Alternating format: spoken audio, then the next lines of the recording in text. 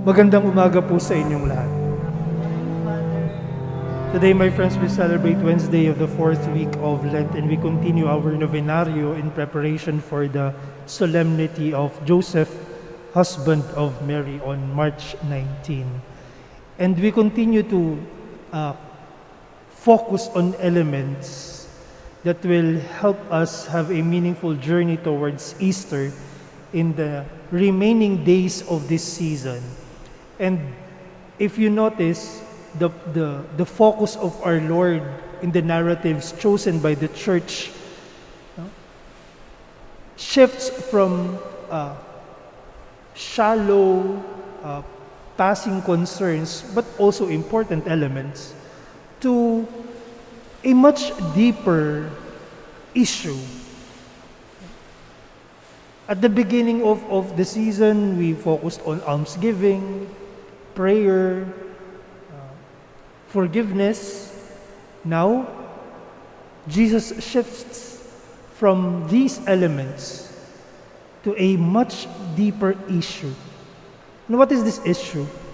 Well, let us take the context of today's gospel coming from John. Jesus answered the Jews.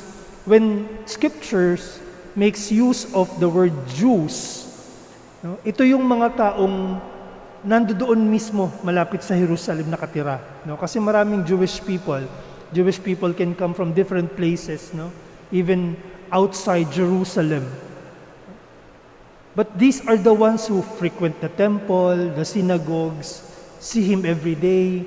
It includes the Pharisees, the scribes, the ones who are familiar with Jesus. And so he responded to them, and said, "My Father is at work until now, so I am at work." That was his response to the question of the Pharisees and the Jews regarding what he performed yesterday.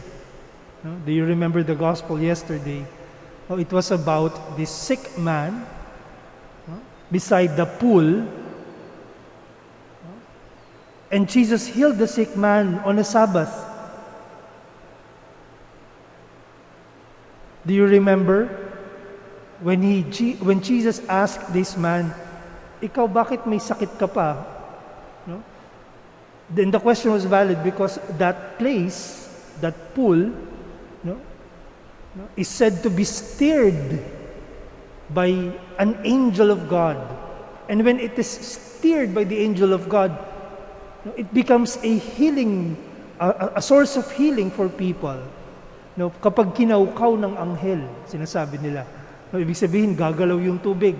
Pag gumalaw yung tubig, kinaukaw ng anghel ng Diyos, makakagaling ng mga sakit.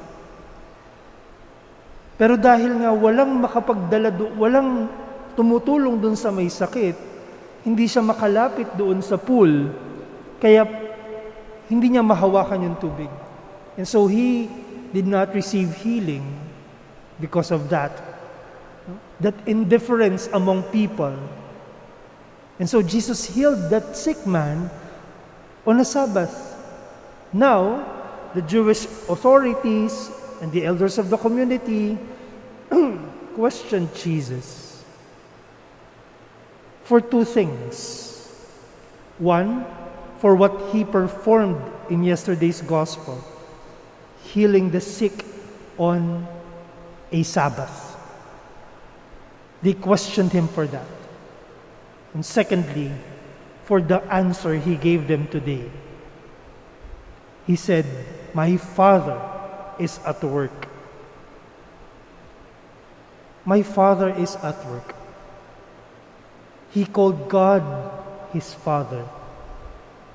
And for them, that is a big problem. Because to call God your Father means you are equal with Him. And to call God your Father means you are the Son, logically. And for them, that is quite unacceptable. An image of God is important. An image of the Father is important. They failed to accept Jesus because of the wrong image of God in their heads and in their hearts. Let us take a look at the first reading for today. If we listen to the first reading, napakaganda. No? Isang patunay na ang kantang Hindi Kita Malilimutan ay hindi pang patay. Okay? Yung binasang first reading from the prophet Isaiah, no? Ay isang pagsasalarawan ng pag-ibig ng Ama sa atin. Pag-ibig ng Diyos sa atin. Anong sabi? Hindi kita malilimutan, sabi ng Diyos. Malimutan ka man ng isang ina, ako hindi kita malilimutan. And that is a kind of exaggeration. No? Hyperbole, if you may. When does a mother forget her son? Never. A mother never forgets her son. Now, God said, kapag yung nanay nakalimot sa kanyang anak, ako hindi kita malilimutan. That is the kind of God we have. But the Jewish people failed to remember that. That God is a Father. And when Jesus said, my Father is at work until now, what God has been doing since time immemorial to reach out to His people, to take care of them, to love them despite of their shortcomings and failures, to give them hope and strength to overcome weaknesses. All those things that God did in the Old Covenant is now being continued on in Jesus. On a Sabbath, He healed the sick, emphasizing God's fatherhood is more important than your concept of law. That the Sabbath, the law of the Sabbath, must not hinder you from performing good deeds. That to perform good deeds is not work at all. It is love.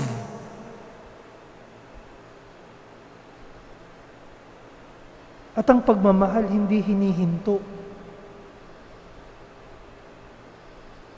Hindi pinipigil. Dahil ito'y nagdudulot ng kabutihan kung ito'y tunay at totoo. No? Kung ito'y tunay at totoo. Isang pagnanais ng kabutihan ng iba.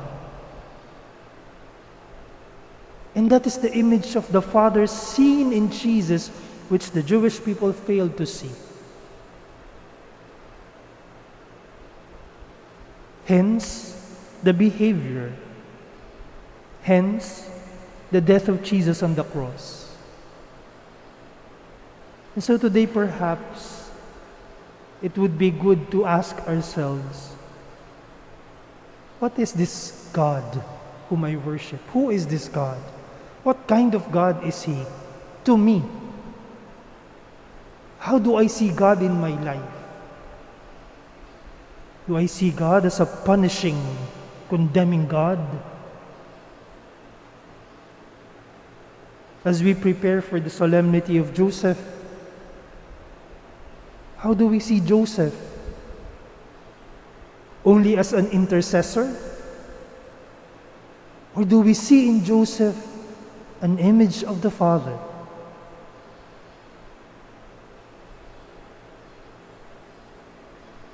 And the challenge for us is, after answering that question, who God is for me, the challenge is to emulate, to imitate, to show the world that the God whom I worship is a Father, my Father, our Father.